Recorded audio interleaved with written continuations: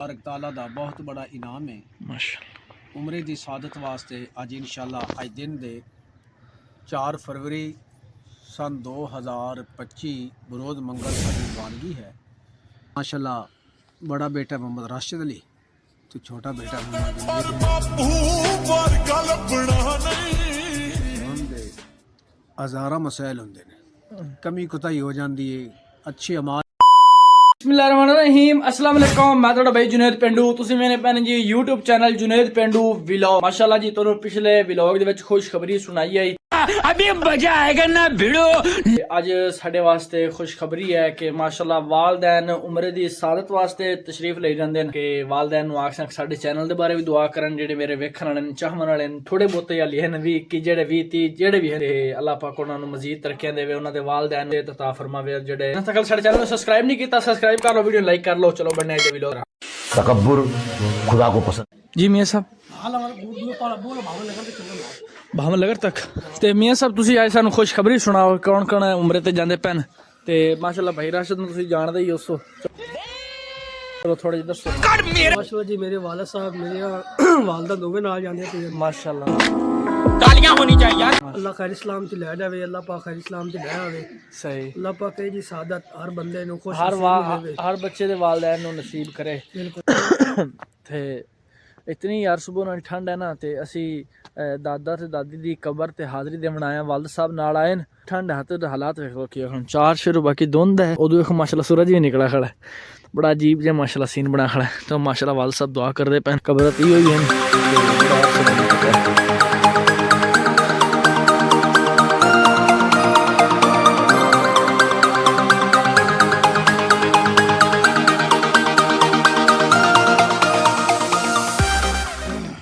بسم اللہ الرحمن الرحیم۔ اللہ تبارک تعالیٰ دا بہت بڑا انعام ہے ماشاءاللہ عمرے دی سعادت واسطے اج انشاءاللہ اج دن دے 4 فروری سن 2025 منگل ساری روانگی ہے تے یہ میری والدہ دی قبر ہے، اللہ پاک لاکھاں کروڑاں رحمتاں برسائے، آمین۔ نال والد صاحب ستے پین، او پرلے والد صاحب دی پہلی قبر ہے اچھا، تے نال میری خالہ دی قبر ہے، ہاں جی، نال مسیر ہیں میرے کافی، یعنی کہ خاندان اے چک فدائی شاہ تحصیل منچن آباد تے ایرا موضع منشی اتاڑ دے کافی اس قبرستان اندر ایک بہت بڑے اللہ والے بزرگ حضرت مولانا علامہ حاجی محمد قطب الدین صاحب رحمۃ اللہ علیہ بھی ستے پین تے انہاں دی سجی سائڈ تے میرے بڑے بھائی محترم حافظ حاجی محمد اشرف صاحب انہاں دی بھی قبر ہے، اور کافی یعنی کہ خاندان دے قبرہ ہیں، میرے والد صاحب دے بطریے ہیں، میاں محمد لقمان صاحب میرے تائی جی دی قبر ہے، میاں جمال دین صاحب میرے والد محترم تو بڑے ہیں، تو یعنی کہ والد صاحب دے تیسرے بھائی بھی تے ستے پین تے اللہ پاک اس تمام دے تمام قبرستان نالے جتنے مومنین مومنات مسلمین مسلمات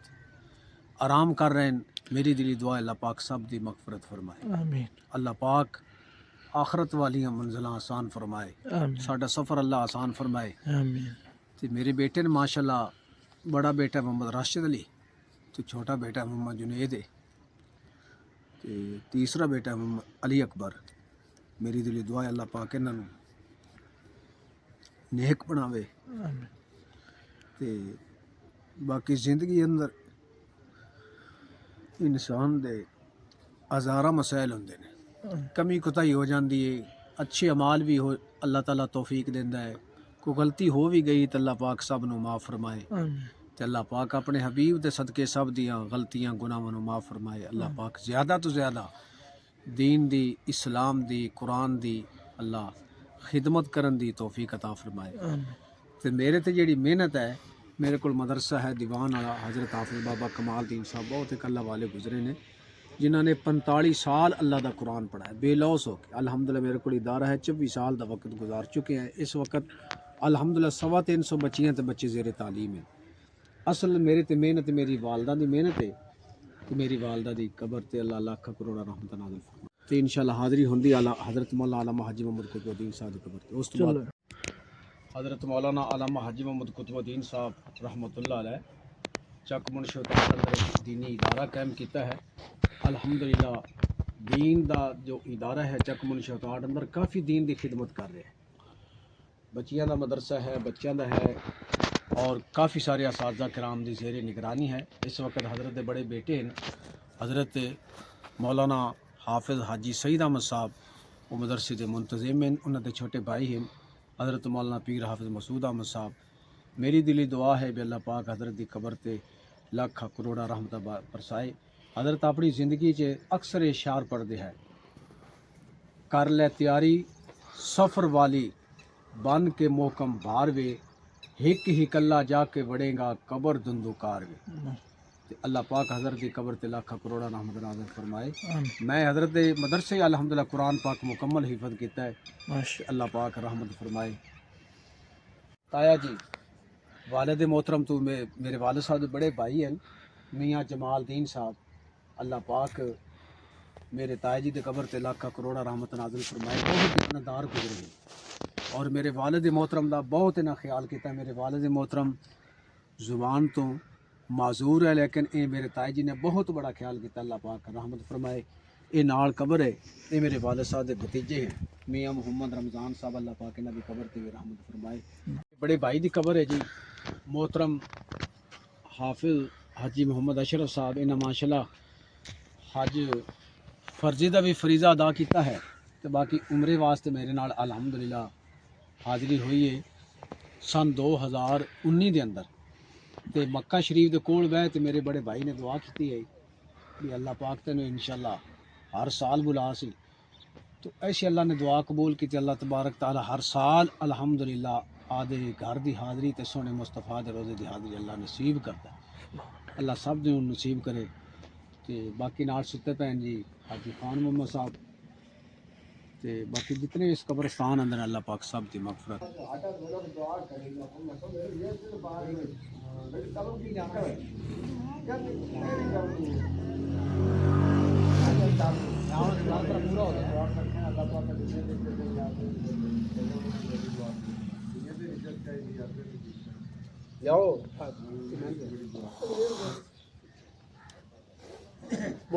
الحمدللہ جی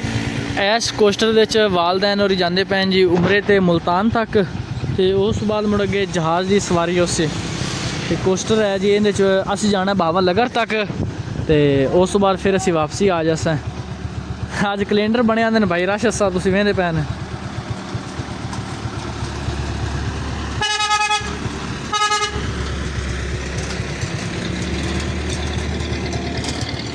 اللہ والی سائڈ تے ادو جا تے حاجی ہون چانے بھائی راشد ہی وچ ہے باقی ابو بھی وچ پہ گیا تے والدہ بھی وچ گئے تے استاد جی آ بیک ان بیٹا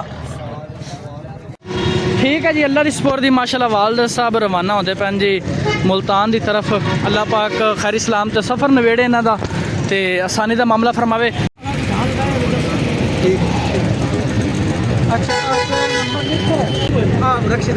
بس جانے ہو ایک منٹ حضرت ایک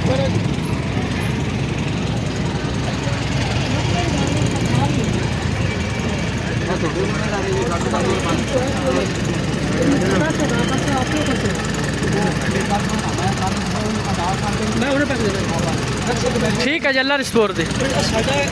مال ہے انہوں کھلانا ہے مانتا بگتا دو بندے تو کھڑے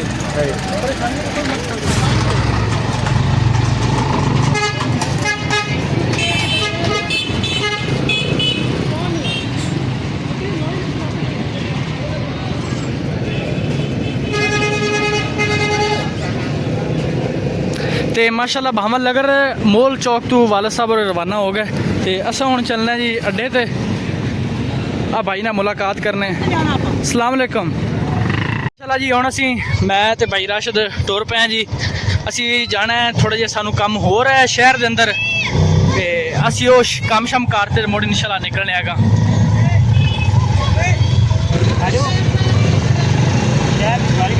اینا ظلم نہ کر تو ٹھوکی چل بس نہیں آپ جانا اصل گھر ہے بس اتنا یادگار لے کے جامنا ہے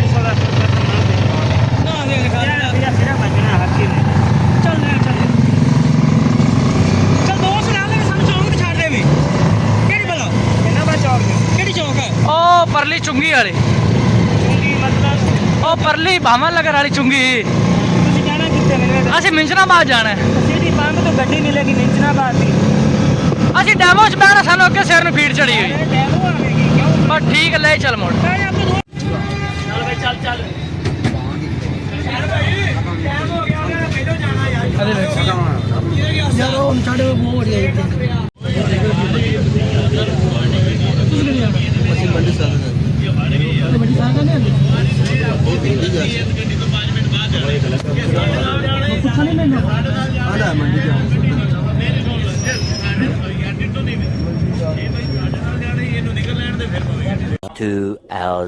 ਮਾਸ਼ਾਅੱਲਾ ਜੀ ਫਾਈਨਲੀ ਅਸੀਂ ਘਰੇ ਪਹੁੰਚ ਗਏ ਹਾਂ